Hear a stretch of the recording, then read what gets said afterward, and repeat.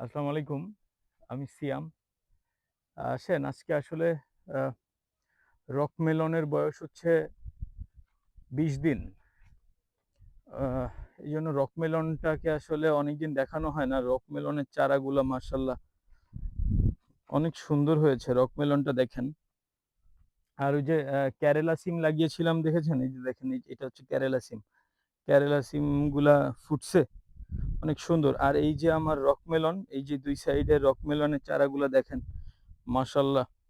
Rock মেলনে এখন পর্যন্ত আপনাদের দোয়ায় কোনো রকম কোনো আ কীটনাশক আমার ব্যবহার করা লাগে নাই। শুধুমাত্র এটার যখন ১৫ দিন বয়স হয়ে গেছে তখন আরকি আমি জাস্ট গোড়ায় ওই যে পটাশ এবং ড্যাপসার এই ২ টা দিয়ে দেওয়া হইছে।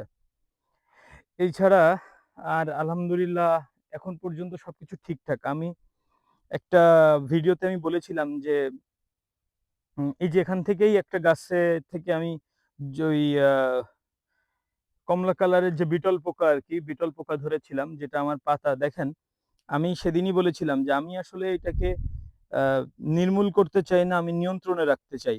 কথাটা আমি কেন বলেছিলাম? আপনারা এই সাইডের গাছগুলা দেখলে আপনারা বুঝতেছেন নাকি আমি জানি না। দেখেন আমার এই গাছটাতে এই যে পাতায় কিছু ফুটা করছে। আমি কিন্তু এটার জন্য এখানে কোন রকম কোন কীটনাশক দেইনি। দেখেন এই গাছটা ছাড়া ঠিক তার পাশের গাছটা দেখেন একটা পাতাও ফুটা নাই। দেখেন এখানে সবগুলা গাছ ভালো আছে। আসলে আমি আমার যেটা চাওয়া সেটা হচ্ছে যে আমি একেবারে আমি বল বলছি না যে আমি একদম পুরাটাই অর্গানিক করব, এটা করব সেটা করব। কারণ এটা আমার বিজনেস। আমি অর্গানিক করার জন্য আলাদা গ্রিন হাউস এর একটা প্ল্যান আছে আমার। আমার যদি আল্লাহ কখনো সেই ক্ষমতা দেয়, আমি একটা গ্রিন হাউস করব ইনশাআল্লাহ। এটা আমার একটা প্ল্যান আছে। এটা তো আসলে আপনারা অনেকেই যারা এই বিষয়ে জানেন, আপনারা জানবেন যে এটা আসলে হিউজ কস্ট এর একটা ব্যাপার। তো আর এটার জন্য যারা এক্সপার্টিস নিয়ে আমি কাজ করব সেটা পাওয়াটাও আমার একটু টাফ। সো আমি আগে একটু লার্ন করি এই ব্যাপারে। এরপরে এটা আমার টুডে অর টুমরো আমার একটা প্ল্যান আছে যে আমি একটা গ্রিন হাউস করব। তো যখন গ্রিন হাউস করব তখন আমি একদম মানে সিনা টান করে বলব যে হ্যাঁ, এবার পুরাটাই অর্গানিক। এখন আমি বলতে পারছি না। কারণ আমি এখনো জানি না এই সিচুয়েশন এ আমার কখনো না কখনো আমি যদি দেখি যে না আমার পোকা ম্যাসিভ আকারে পোকা আসছে, আমার কিচ্ছু করার থাকবে না। যেটা বাস্তবতা। আমার কিন্তু তখন কীটনাশক প্রয়োগ করতেই হবে পোকা দমন করার জন্য। কিন্তু আমি আ এই এইটাতে আমি বলছি যে এই রকমেলনের আপনারা প্রত্যেকটা জায়গা এই সাইডে আসো। এখানে দেখো। দেখেন প্রত্যেকটা গাছ দেখেন।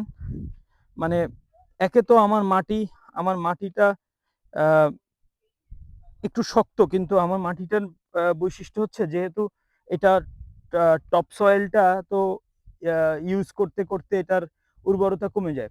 কিন্তু আমার যেহেতু একদম নতুন ভেড়ি, আমার সয়েল কোয়ালিটিটা দেখেন। তাহলে বুঝতে পারবেন যে আসলে এখানে যে একটা ভালো সয়েলটা যে একটা গাছের জন্য বা একটা চাষের জন্য কতটা জরুরি দেখেন। এই হচ্ছে মাটির অবস্থা। ঠিক এই যে একটু বৃষ্টি হয়েছে, গতকালকে রাত্রে একটু বৃষ্টি হয়েছে, মাটিটা এই অবস্থা।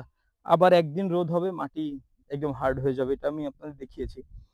তো এই রকমেলনের গাছগুলা দেখলে আমার একটা আলাদা শান্তি লাগে যে আম এখানে আমি এখনো কোনো কীটনাশক, কোনো আ ভিটামিন, হরমোন এখন পর্যন্ত ইউজ করতেছি না। এটা ওর আ স্বাভাবিক যে বৃদ্ধি, সেই বৃদ্ধিতেই আছে।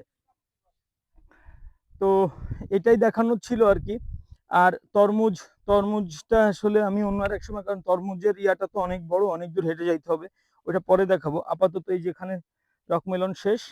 এই যে আপনারা ওই মাথা থেকে আমি শুরু করেছি। এই ২ সাইডে এখানে এই যে এই ২ সাইডে যে রকমেলন শেষ এখানে এন্ড। এই দেখেন আমি ঠিক এই যে বলতে একটু ক্লোজ আসো। আমি এই পোকাটার কথা বলছিলাম। এই যে এই পোকাটা। এই দেখেন ও আমার পাতাটা কাটতেছে এই যে। আমার পাতাটা কাটতেছে। এই যে দেখছেন? এই যে এই পোকাটা ছাড়া আমার তেমন কোনো আ তো এটার জন্য আমি কিন্তু এটার যে ট্রিটমেন্টটা আছে এই যে এই একটা গাছে দেখেন কতগুলা পোকা। এদিকে আসো সোহাগ। এই দেখো।